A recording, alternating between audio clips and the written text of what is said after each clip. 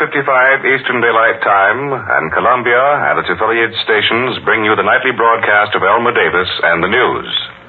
The Inter-American Conference was welcomed to Havana today by President Laredo Bru of Cuba, who said that the American nations must become trustees for the remainder of a betrayed civilization and should stand together for protective preparedness and defense of their common rights. Tomorrow, Secretary Hull will address the first plenary session of the conference, a speech that will be on the air shortly after 5 o'clock Eastern Daylight Time. And according to a forecast tonight by our correspondent Albert Warner, he will make 3 proposals which are already being discussed in private meetings of the leaders. The first of these is a joint stand against transfer of any American dependency of a European power to another European power. Mr. Warner reports there will probably be an agreement in principle on this, and apparently the administration will be satisfied to leave it that way, since the details might be troublesome and the United States would act to enforce this interpretation of the Monroe Doctrine anyhow. The second proposal deals with hemisphere economics, and here it is reported that the plan for a Pan-American Export Agency has been shelved, at least for the moment, and that there will be no objection to any individual nation dealing with Europe, provided there are no political strings attached to the transaction. Since this proviso contradicts the basic policy of totalitarian trade practice, it may be that the export agency plan will come back. And third, all nations will be asked to take a stand against disruptive propaganda and Trojan horse activities. Congress will reassemble tomorrow after the political conventions with so much business to attend to that it will probably be in session all summer and possibly most of the fall as well. The Senate Military Affairs Committee may report out the selective compulsory military training bill this week, and there's prospect of quite a debate on that. John L. Lewis wrote tonight to all members of the CIO Executive Board insisting that all industries which get defense contracts should be compelled to comply with the National Labor Relations Act. Legislation to require this has several times passed the Senate in the past, but has been killed in the House.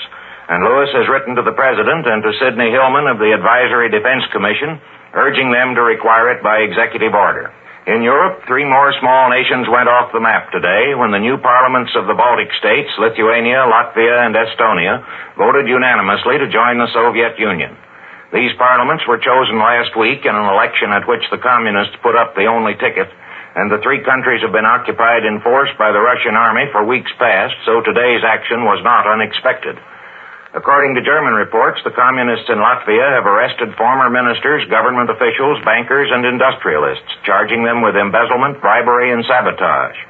Alfred Bilmanis, Latvian minister in Washington, said that he would not surrender his legation to the Russians, and asked for the same continued recognition that has already been given to the ministers of nations overrun by Hitler.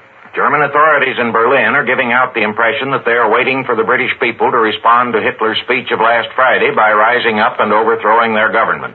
And both Germans and Italians keep insisting that only the British plutocrats want to continue the war, though the Labour Party is heavily represented in the government, of course, and Labour newspapers were as prompt as any to reject Hitler's talk of peace.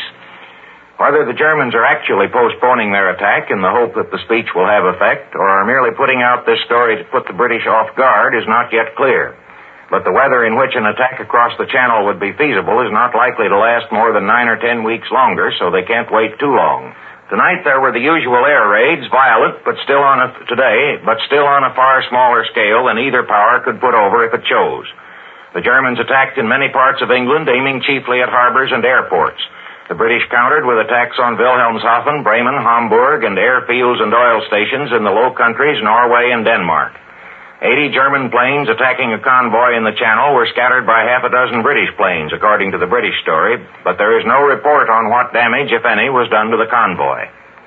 The French press is following the German and Italian line, though much less vigorously, in speaking of Hitler's desire for peace and criticizing Churchill.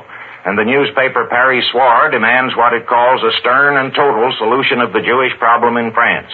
So it looks as if France is gradually being streamlined on the Nazi model. The finance ministry will move back to Paris tomorrow, and the rest of the government hopes to follow soon. This is the Columbia Broadcasting System.